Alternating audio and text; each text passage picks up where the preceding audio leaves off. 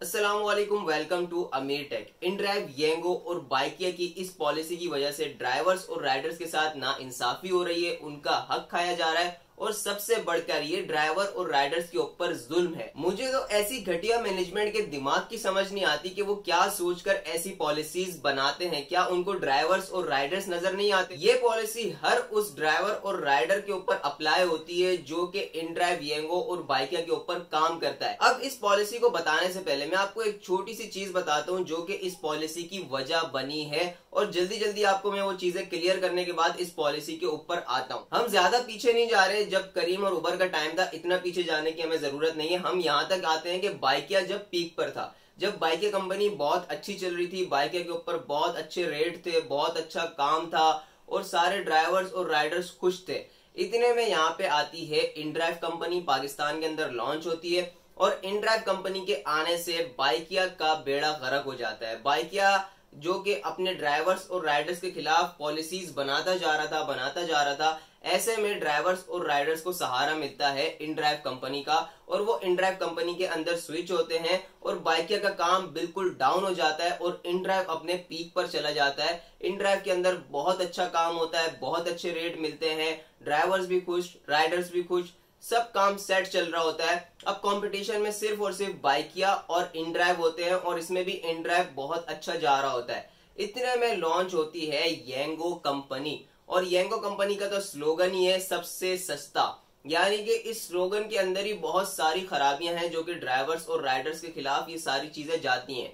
लेकिन ये कंपनी जैसे ही लॉन्च होती है तो सबसे सस्ता किराया ऑफर करती है और सबसे कम पैसे ऑफर करती है। अब जो येंगो की वजह से इनड्राइव और बाइकिया का काम होता है वो मजीद डाउन हो जाता है और सारे कस्टमर येंगो की तरफ स्विच होते हैं, क्योंकि येंगो का मकसद ही पूरे मार्केट के ऊपर कब्जा करने का है। अब जब येंगो ये वाली सिचुएशन क्रिएट कर देती है कि इनड्राइव का कस्टमर और बाइकिया का कस्टमर येंगो की तरफ शिफ्ट हो रहा है, तो वो क्या करते हैं, इनड्राइव और बाइकिया वाले, वो लोग अपने किराए को डिक्रीज कर देते हैं। और अब यहां से होता है इस पॉलिसी का स्टार्ट। आप ये चीज नोट करेंगे, जब 150 रुपए लीटर पेट्रोल था उस वक्त जो इनड्राइव और बाइकिया के प्राइस थे वो काफी हाई थे। अगर मैं बाइक की बात करूं तो बाइक पे 25 रुपए किलोमीटर तो बहुत आसानी से मिल जाता था जब 150 रुपए लीटर पेट्रोल था। और जब 150 रुपए लीटर पेट्रोल था तो बाकी जरूरत की चीजें जैसे कि राशन हो गया, ग्रोसरी हो गई और जरूरत के आइटम, बिजली के बिल, सारे खर्चे आप देख लें तो वो उस वक्त काफी कम थे। और अब जो पेट्रोल 250 से ऊपर गया हुआ है तो इस वक्त बाकी जो चीजें हैं वो 100 गुना 200 गुना ज्यादा नहीं बल्कि कई 100 गुना ज्यादा इंक्रीज हो गई हैं और महंगाई बहुत ज्यादा बढ़ गई है। इस वक्त बिजली के बिल, गैस के बिल और इसके साथ साथ ग्रोसरी आइटम्स, मेडिसिन, ये सब चीजें अगर देखा जाए तो आज से 3 साल पहले के रेट अलग थे और आज के रेट आप देखेंगे तो वो आसमानों से बातें कर रहे हैं। लेकिन दूसरी तरफ क्या होता है कि 150 रुपए लीटर पे जो किराया था इनड्राइव और बाइकिया का, अब वो 250 रुपए लीटर पे उससे भी नीचे आ गया है। यानी कि इनकी नजर में पाकिस्तान के अंदर महंगाई नहीं हुई बल्कि इनकी नजर में पाकिस्तान के अंदर सस्ताई हो गई है, सब चीजें सस्ती हो गई हैं, तो इन्होंने अपना किराया डिक्रीज कर दिया है। इनको ये नजर नहीं आ रहा कि महंगाई हुई है, बाइक के ऊपर जो मेंटेनेंस आती थी वो बढ़ चुकी है, बाइक का जो फ्यूल लगता है उसके प्राइस बढ़ चुके हैं, सब चीजें ड्राइवर्स और राइडर्स को महंगी पड़ रही हैं। लेकिन इन्होंने क्या किया है कि अपना किराया डिक्रीज कर दिया है और इसकी सिर्फ और सिर्फ जो वजह बनी है वो बनी है येंगो कंपनी। जब इनड्राइव बाइकिया के कंपटीशन में आई थी तो उनका मकसद ये था कि अच्छी सर्विस देना, और अच्छी सर्विस की वजह से उनकी तरफ कस्टमर भी जा रहा था, ड्राइवर्स और राइडर्स भी जा रहे थे।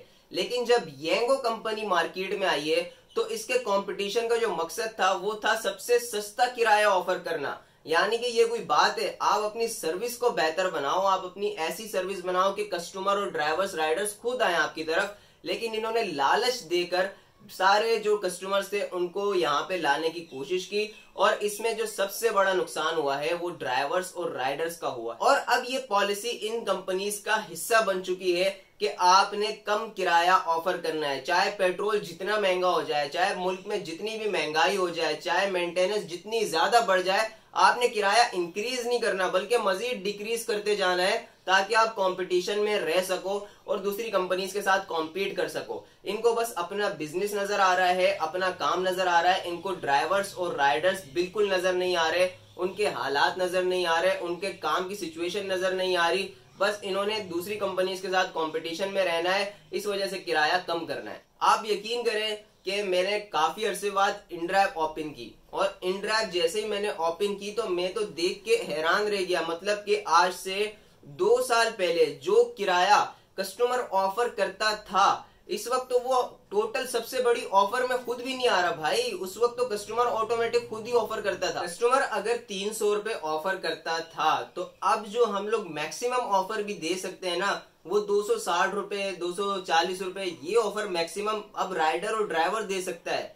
क्योंकि पहले ये था कि 300 कस्टमर ऑफर करता था, वो 350 में भी चला जाता था। और अब तो जो कस्टमर का फेयर लगा हुआ होता है वो 180 रुपए, 190 रुपए, 170 रुपए ये फेयर आ रहा होता है। और उस पर मैक्सिमम ऑफर भी क्या जाएगी, 250, 260 रुपए मुश्किल से जाएगी।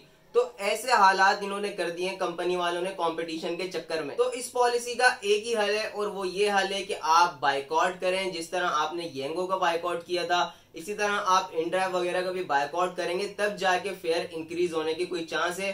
नहीं तो यही होगा कि मजीद यहाँ पे पेट्रोल महंगा होता रहेगा, महंगाई होती रहेगी, चीजें महंगी होती रहेंगी और इनके जो किराए हैं वो कम होते रहेंगे। उम्मीद करता हूँ आपको वीडियो अच्छी लगी होगी। चैनल को लाजमी सब्सक्राइब कर लीजिएगा। अपना ख्याल रखिए, मिलते हैं अगली वीडियो में। अल्लाह हाफिज।